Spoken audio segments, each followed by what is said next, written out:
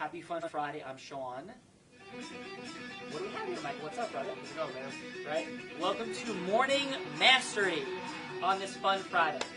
So, I will be playing Thunderstruck by AC/DC on this morning. We're playing Thunderstruck by AC/DC, and I'm not going to name names because I just had the privilege of being involved in this like awesome little internal competition with a super alpha, and there's a lot of super alpha energy going on. And I was told there's no way I could possibly win at this thing that was going to happen. And this is like with world-class people. This is going on, like an offshoot of what happened in Platinum, this innovation session we're having for this amazing new company, which you'll be hearing a lot more about. And guess what happened, Mike? So I walked in, and I heard that this other person was going to like just win, right? And because they were supposed to win. They're brilliant. They're absolutely amazing. And what do you think I was thinking as soon as I heard that? Oh, it's on. Why would you think I would be thinking that? You might be one of the most competitive people I've ever met in my entire life. And imagine if it was just like assumed with total like disrespect for everybody else that was there, that that's what was going to happen. Yep. Then it's on big time. Yes. And so, and then what do you think I did from there? I think you started to strategize, plan at how you were going to be the champion, and began working at that.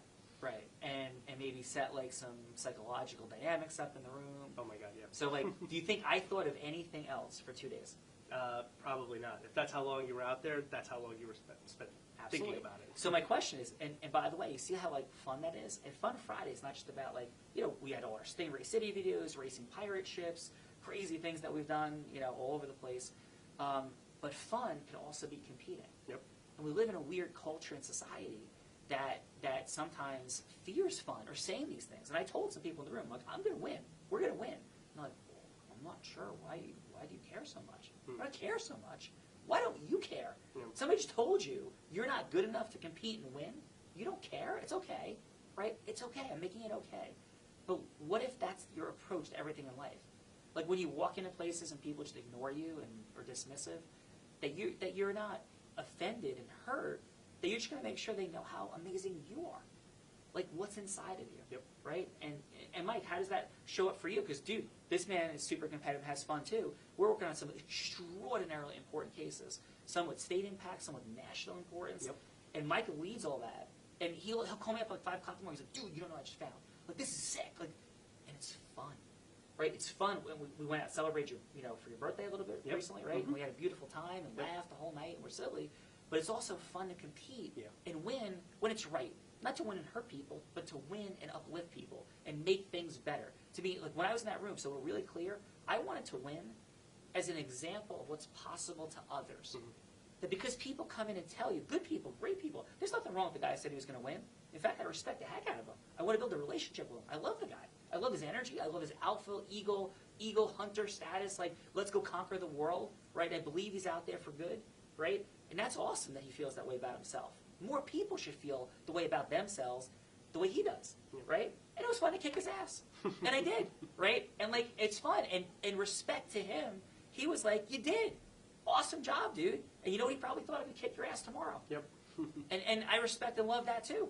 So, like, what do you got? I mean, why do you up at 5 o'clock in the morning, look at 5 o'clock, 3:30 in the morning, looking at cases, finding things, blowing things up? Like, how does this resonate for you? So now it's because I hate losing and I want to win bad, right? And so the competition has changed. It's no longer me versus adversaries. It's me on the side of truth and making sure that truth is heard and that it's resonating and I'm influencing and I'm educating at the highest level because I always know that there's more to bring to make sure that my message is being heard and that I'm maximizing my influencing capabilities. So I will spend hours in competition against myself to constantly improve what I'm doing to make it better, better, better, better, and better until I'm fully satisfied that it's as good as can possibly be and there's nobody that can do a better job. And what's been amazing is we've been like looking at legal work that we're up against, and this is just being real.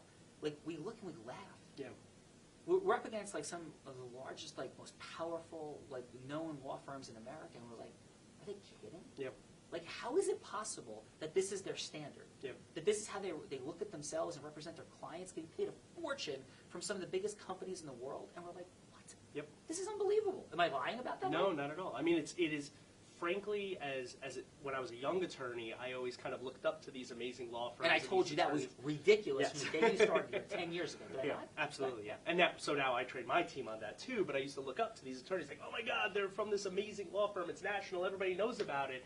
And now you look at it and you're like, I can't believe that this person is actually held on like a pedestal, let alone a large pedestal. Like they should be literally shining the shoes of some of the attorneys that are going out there and doing an actual tremendous job in terms of arguing their positions, coming up with great legal arguments, changing the law, right? Changing policy, changing how the world and this country specifically views certain legal positions. You know, it's an abomination that we put these attorneys on pedestals and think that they're as amazing as they are when they're really not. And we crush them left and right and have for years. Yeah, true. Yeah, 100%. So here's the deal. I am thankful that my new friend came in and said, let's play a big game. I'm going to kick your ass. Yeah. Because like that brings out the best in me.